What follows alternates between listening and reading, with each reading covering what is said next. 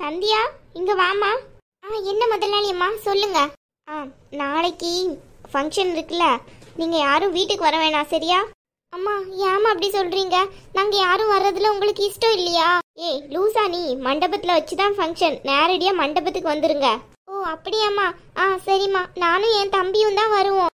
சரி வந்துருங்க. இந்தா இதை வாங்கிக்கோ. அம்மா, அது என்னது? இது உனக்கும் உன் தம்பிக்கும் ட்ரெஸ் இருக்கு, சரியா? 2 பேரும் இதை கட்டிக்கோங்க நாளைக்கு. ஐயோ முதலாளி அம்மா, நீங்க எனக்கு நிறைய கொடுத்துருக்கீங்க, இதெல்லாம் வேண்டாமா, நீங்களே வச்சுக்கோங்க. எதுக்கு அப்படி சொல்லிட்டு இருக்க? இது நம்ம வீட்டுல நடக்கிற விசேஷம், உனக்கு இல்லாமையா? அதுக்கு இல்ல, அன்னைக்கும் நீங்க எனக்கு எல்லாமே எடுத்து தானே தந்தீங்க. அந்த ட்ரெஸ்ஸே என்கிட்ட புதுசா தான் இருக்கு, நான் அதையே போட்டுக்கிடுறேன். அதையே எத்தனை வாட்டி தான் போட்டு இருப்ப? இந்த அப்படி. ஆன்ட்டி, நான் ரெடி. இந்த சாரி எப்படி இருக்கு எனக்கு? சின்னம்மா, நீங்க இந்த சாரில அழகா இருக்கீங்க. ஓ தேங்க்யூ தேங்க்யூ தேங்க்யூ. சக்தி, நல்லா இருக்கு இந்த சாரி. ஆன்ட்டி, அது என்ன கையில? இது சந்தியாக்கு கொடுக்கறதுக்காக எடுத்த ட்ரெஸ். இவளுக்கா? எதுக்கு ஆன்ட்டி இப்போ? ஏமா, என்னாச்சு? எப்பவும் அவளுக்கு எடுத்து கொடுக்கறது முறை தானே. ஏதாவது சின்ன ஃபங்க்ஷன் வந்தாலே நாங்கள் அவளை யாரையுமே விட மாட்டோம் தனியா, எல்லாருக்கும் தான் எடுப்போம். என்ன ஆன்ட்டி, நீங்க பழைய ட்ரெஸ் ஏதாவது இருந்தா எடுத்து கொடுங்க, அவ போட்டு வர்றதுக்கு அது கரெக்டா தான் இருக்கும். தேவையில்லாம புதுசா எடுத்து கொடுத்துட்டு இருக்கீங்க. இங்க பாரு சக்தி, சந்தியாவை இந்த வீட்ல இருந்து யாரும் பிரிக்க மாட்டாங்க. எது எடுத்தாலும் சந்தியாவுக்கும் சேர்த்து தான் எடுப்போம். நீ தேவையில்லாம இப்படி பேசாத, அவ மனசு கஷ்டப்படும். சும்மா இரு. என்ன ஆன்ட்டி, நீங்க எல்லாம் நீங்க கொடுக்குற இடம் தான், யாரை எங்க வைக்கணுமோ அங்க வைங்க, அப்பதான் எல்லாரும் ஒழுங்கா இருப்பாங்க. போட்டிருக்க பாருங்க ட்ரெஸ், நான் கொடுத்த பழைய ட்ரெஸ் தான், பாக்குறதுக்கு என்ன நல்லா இருக்கு.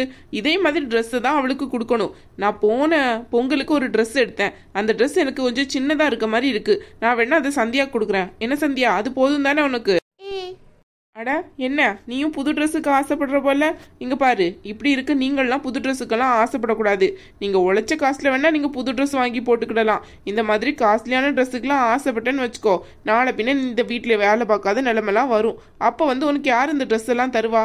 அப்ப நீ ரொம்ப வருத்தப்படுற மாதிரி ஆயிரும். அதனாலதான் சொல்றேன், தப்பா எடுத்துக்கிடாத. நீங்க சொல்றதும் கரெக்டு தாம்மா. நாங்க இந்த ட்ரெஸ்ஸுக்கெல்லாம் ஆசைப்படவே மாட்டோம். யாராச்சும் தந்தாங்கன்னு கூட ஒரு தடவை போட்டுட்டு அப்படியே தூர தான் வைப்போம். ஏன்னா எங்களுக்கு இருக்க வசதிக்கு நாங்கள் இந்த ட்ரெஸ் எல்லாம் எடுக்கிறதுக்கு எங்கள் கையில் பணம் கிடையாது. அடுத்த வாட்டி இந்த ட்ரெஸ்ஸை போடல எங்களுக்கே மனசு உறுத்தும். அதனாலே நாங்கள் போட மாட்டோம். அதனால தான் நான் பெரியம்மா கிட்டே சொல்லிட்டு இருக்கேன், எங்களுக்கு வேணாம் அப்படின்னுட்டு. அம்மா தான் கொஞ்சம் கூட புரிஞ்சுக்காம தர்றாங்க. எனக்கெல்லாம் வேண்டாம், எனக்கு எதுவுமே வேண்டாம். என் ட்ரெஸ், ஒரு ட்ரெஸ் பழைய ட்ரெஸ் இருக்கு, வா அதை தர்றேன், ஃபங்க்ஷனுக்கு போட்டுக்கோ, உனக்கு நல்லா இருக்கும். வீட்டு வேலை அங்க வந்து செய்ய போற, அதுக்கு எதுக்கு இந்த ட்ரெஸ்ஸை போட்டு நாஸ்தியாக்குறதுக்கு? சக்தி. ஆண்டி, என்ன ஆண்டி? இது எங்களோட குடும்ப விஷயம், இதுல தலையிடுறதுக்கு உனக்கு எந்த உரிமையும் கிடையாது. போ அங்க. ஆண்டி, இன்னொரு வார்த்தை என்ன அப்படி கூப்பிடாத, கிளம்பு. எங்க போகணும்னு ரெடி ஆயிருக்கியோ அங்க கிளம்பு. தேவையில்லாம இங்க நின்று எதுலையாவது சொல்லிட்டு இருக்காத. ஏய், என்ன எல்லாம் உன்னோட ட்ரைனிங்கா? ஐயோ அம்மா, நான் எதுவும் பெரியம்மா கிட்ட சொல்ல கிடையாது. எனக்கு எதுக்குமா இதெல்லாம்? அப்படியெல்லாம் நான் எதுவுமே சொல்லல. நீங்க என்னெல்லாம் எதுவும் தப்பா நினைச்சுக்கிடாதீங்க. சக்தி, என்னத்த ரொம்ப ஓவரா பேசுறீங்க? ஒரு வேலைக்காரிக்கு சப்போர்ட் பண்ணிட்டு இந்த வீட்டுல வேலைக்காரிக்கு இருக்க மரியாதை எனக்கு இல்லையோ? மரியாதைங்கிறது ஒவ்வொருத்தங்க பேசுறத பொறுத்து. அது வயசை வச்சு வராது, எதை வச்சு வராது. பேசுறது ஒழுங்கா பேசினா மட்டும்தான் மரியாதை கிடைக்கும். நானும் இவ்வளோ தூரம் சொல்லிட்டு இருக்கேன், அவளும் இந்த வீட்டில் ஒரு பொண்ணு மாதிரின்ட்டு அவளுக்கு கொடுக்குறத கணக்கு பார்த்துட்டு இருக்க. உனக்கு எவ்வளோ விலைக்கு சாரி எடுத்து வந்திருக்கேன், அதுல ஒரு 1/4 பங்கு கூட இது வராது. தேவையில்லாம பேசாத சொல்லிட்டேன். இப்போ எதுக்கு தேவையில்லாம என்கிட்ட இப்படி கத்திட்டு இருக்கீங்க? எனக்கு ஒரே அதுதான் சொல்லிட்டு இருக்கீங்க, எனக்கு அதிக விலைக்கு எடுத்தந்தா அதிக விலைக்கு எடுத்தந்தான்ட்டு. யாருக்கு செய்றீங்க? இந்த வீட்டு மருமகளுக்கு தானே செய்றீங்க. அதென்ன உங்களுக்கு அவ்வளோ வலிக்குது? ஒரு வேலைக்காரிக்கு செய்யறதுக்கு அவ்வளோ முகத்தை புன்னகையோட வச்சுட்டு செய்றீங்க, எனக்கு செய்யறதுக்கு உங்களுக்கு அவ்வளோ கடுப்பா இருக்கா? அப்படிப்பட்டவங்க எனக்கு எதுக்கு சாரி எடுத்து கொடுத்தீங்க? நானா வந்து உங்ககிட்ட கேட்டேன், நீங்களா தான் வந்தீங்க. எங்க அம்மா கிட்ட கேட்டிருந்தா இதை விட மேல கூட எனக்கு எடுத்து வந்திருப்பாங்க. நான் இதுக்கு உங்ககிட்ட வாங்கி கொடுக்க போறேன்? இப்படி எல்லாம் பேசாத சக்தி, எனக்கு ரொம்ப கோவம் வரும், சொல்லிட்டேன். இங்க இருந்து கிளம்பு.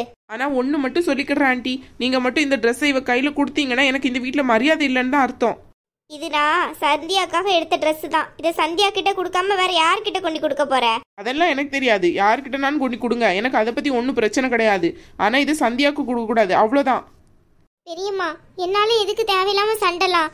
எனக்கு பழைய ட்ரெஸ் இருந்தாலும் நான் போட்டுட்டு வந்துக்கிட்ட தான் செய்வேன். ஏன் தேவையில்லாம சண்டை பிடிக்கிறீங்க?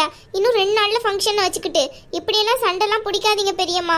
நான் வேற ஏதாவது ட்ரெஸ்ஸை போட்டுக்கிடுறேன். இல்ல சந்தியா, நான் இது உனக்காக எடுத்த ட்ரெஸ், உன்கிட்ட தான் கொடுக்க முடியும். இதை அடுத்தவங்க கிட்ட கொடுக்கறதுக்காக நான் எடுக்கல. இது உனக்கும் உன் தம்பிக்கும் இருக்கு. யார் என்ன சொன்னாலும் சரி, நீ இந்த ட்ரெஸ்ஸையும் உன் தம்பி இந்த ட்ரெஸ்ஸையும் தான் போட்டுட்டு வர்றீங்க ஃபங்க்ஷனுக்கு, அவ்வளோதான் சொல்லுவேன். ஓஹோ, அவ்வளோ தூரம் வந்துட்டீங்களோ? பிரச்சனை இல்லை. ஒரு மருமகளுக்கு இல்லாத மரியாதை ஒரு வேலைக்காரிக்கு கொடுக்குறீங்க. இப்படிதான் நீங்க இருந்திருப்பீங்க. அதான் இந்த வீட்டுக்கு மூத்தவளா வந்தவ ஓடி போயிட்டா. ஏய், என்ன உள்ளதை சொன்னா உங்க பையனுக்கும் உங்களுக்கும் குத்துதோ? ஒழுங்கா நீங்க இருந்திருந்தா அந்த மருமக எதுக்கு ஓடி போக போறா? டிவோர்ஸ் கொடுத்துட்டு அவ பாட்டுக்கு போயிட்டா. நல்லதுன்ட்டு நான் வந்து மாட்டிக்கிட்டேன். வாய மூடு சக்தி. என்ன பேசுற நீ? படிச்ச பொண்ணு தானே நீ? எப்படி நடந்துக்கணும்னு பிஹேவியர் கூட இல்ல உனக்கு? எனக்கு எல்லா பிஹேவியரும் இருக்கதான் செய்யுது. ஒரு வேலைக்காரி முன்னாடி மருமகளை எப்படி நடத்தணும்னு உங்களுக்கு தான் பிஹேவியர் இல்ல. உங்க பையனுக்கு அதை விட சுத்தமா இருந்திருக்காது. அதான் அந்த பொண்ணு பாவமா தான் இருந்திருக்கும் அந்த பொண்ணை பாக்குறதுக்கு. அவன் அந்த வீட்டை விட்டு ஓடினதுக்கு நீங்களும் உங்க பையனும் தான் முதல் காரணமா இருந்திருப்பீங்க. என்ன நடந்துச்சுன்ட்டு எல்லா விஷயத்தையும் உன்கிட்ட சொல்லிட்டேன். அதுக்கு மீறி நீ இப்படி பேசுற பாத்தியா சக்தி? ஏன் சக்தி இப்படி இருக்க? இனி உங்ககிட்ட எனக்கு என்ன பேச்சு? அம்மா, தயவு செஞ்சு என்னால எந்த பிரச்சனையும் வேண்டாம். இந்த ட்ரெஸ் இல்லைன்னா பழைய ட்ரெஸ் 1000 ட்ரெஸ் இருக்கு. அது ஏதாவது நான் போட்டுக்கிறேம்மா. என்னால தேவையில்லாம நீங்க உங்க மருமக சக்தி கிட்ட ரொம்ப சத்தம் போடாதீங்க. அது ரொம்ப பிரச்சனை ஆயிடும். இல்லம்மா, நான் இவங்கள நிறைய வாட்டி நோட் பண்ணிட்டேன். நம்ம பூமாரி அம்மா மாதிரி இவங்க கிடையாது. அவங்க ரொம்ப தங்கமானவங்க. அவங்க இந்த வீட்டில் இருந்தவரை எனக்கும் அவங்களுக்கும் சேர்த்து தான் சாப்பாடு கூட வைப்பாங்க. நீயும் சேர்த்து சாப்பிடுன்ட்டு என்ன அவ்வளோ வாட்டி சொல்லியிருக்காங்க. ஆனால் இவங்க அப்படி கிடையாது. ஒரு நாள் கூட அவங்க மிச்சம் வச்சதை கூட எனக்கு தந்தது கிடையாது. இவங்க ஏதாவது ஒன்றுனா வீட்டுக்கு உன் தம்பிக்கு எடுத்துகிட்டு போ அப்படி இப்படின்னு பூமாரி அம்மா அவ்வளோ வாட்டி சொல்லியிருக்காங்க. அவங்களுக்கு நீங்கள் ஏதாவது ஸ்வீட் கொடுத்தா கூட அந்த பாக்ஸை என்கிட்ட தான் வந்து கொடுப்பாங்க. அவங்க ரொம்ப தங்கமானவங்க. ஆனால் இவங்க அப்படியே கிடையாதுமா. அப்படியே ஆப்போசிட். அவங்க எதுவுமே அவங்களுக்கு தான் வேணும்னு நினைக்கிறாங்க. அடுத்தவங்களுக்கு கொடுக்கணுன்ட்டு கொஞ்சம் கூட நினைக்க மாட்டாங்க. நீங்கள் அவங்கக்கிட்ட சண்டை போட்டு உங்கள் எனர்ஜி தான் போகும். தேவையில்லாமல் சண்டை போடாதீங்கம்மா. என்ன செய்கிறது? அவள் மட்டும் இந்த வீட்டில் ஒழுங்காக இருந்திருந்தானா இவளை இந்த வீட்டுக்கு கொண்டு வரணும்னு நான் ஏன் நினச்சிருக்க போகிறேன்? அவள் அவ்வளோ பெரிய பொய்யை சொன்னதுனால என் பையன் அவளை வேணான்னு சொல்லிட்டான். அவள் பொய் சொல்லாமல் இருந்திருந்தா அவளும் இந்த வீட்டில் சந்தோஷமாக இருந்திருப்பா. நானும் இந்த வீட்டில் சந்தோஷமாக இருந்திருப்பேன். என்ன பண்ணுறது? அவள் குணத்தை பிடிச்சி தான் அவளை பொண்ணே பார்த்தோம். கடைசியில் இப்படி ஒரு பிரச்சனை வரும்ன்ட்டு நாங்கள் என்ன கனவா கண்டோம்?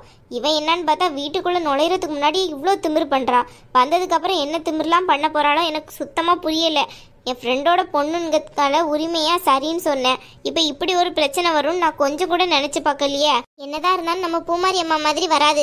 அவங்க படிக்கலைங்கிற ஒரே ஒரு இதுதான் அவங்க கிட்ட குறை. அதுவும் எனக்கு அது குறையா தெரிஞ்சதில்லை. நான் கூட படிச்சுதாமா இருக்கேன். படிப்புனால என்ன வந்துச்சு? இப்போ வந்து நான் இந்த வீட்டில் வேலைக்காரியாக தான் ஒர்க் பண்ணிட்டு இருக்கேன். என்ன பண்ண சொல்கிறீங்க? ஏன்னா என்னோட தலையெழுத்து. நான் இப்போ மேலே மேலே படிக்கணும் அப்படின்ட்டு போனாலும் எனக்கு இவ்வளோ சம்பளமும் கையில் கிடைக்காது. வேறு கம்பெனிக்கு போனாலும் எனக்கு இவ்வளோ சேலரி கிடைக்காது. நீங்கள் எனக்கு சாப்பாடும் கொடுத்து அவ்வளோ சம்பளத்தையும் கொடுக்குறீங்க. என் தம்பி படிப்பா இல்லை என்னோட படிப்புக்கான வேலையான்னு பார்க்கல. என் தம்பி படிப்பு தான் எனக்கு முக்கியமாக தெரியுது. என்கிட்ட இருக்க படிப்பு எந்த பிரயோஜனம் இல்லாத படிப்பு தான். அந்த படிப்பு பூமாரி அம்மா கிட்ட இருந்திருந்தா அது இந்த வீட்டையே மாற்றிருக்கும். சரி விடுமா, என்ன பண்ணுறது? இனி பூமாரியை பற்றி பேசி எந்த பிரயோஜனமும் இல்லை.